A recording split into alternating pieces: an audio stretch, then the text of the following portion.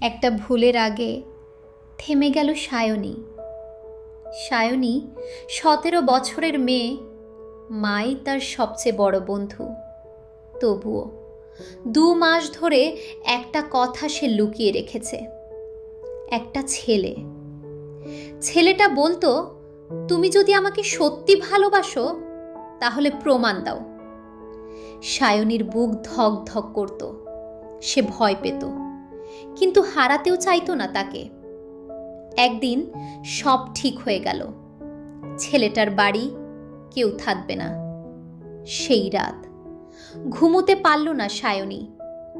মায়ের মুখটা বারবার সামনে ভেসে উঠছিল। আমি কি ভুল করছি?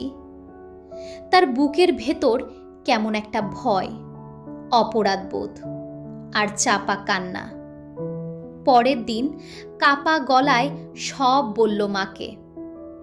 মা কিছুক্ষণ চুপ করে রইলেন, তারপর ধীরে সায়নীর হাতটা ধরলেন, বললেন, যে ভালোবাসা প্রমাণ চাই সেটা ভালোবাসা নয় মা। ভালোবাসা অপেক্ষা করতে জানে, সম্মান করতে জানে।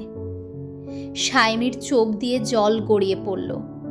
সে বুঝল সে একটা বড় ভুল করতে যাচ্ছিল। মাকে জড়িয়ে ধরে কাঁদতে কাঁদতে বলল, মা, তুমি না থাকলে আমি শেষ হয়ে যেতাম।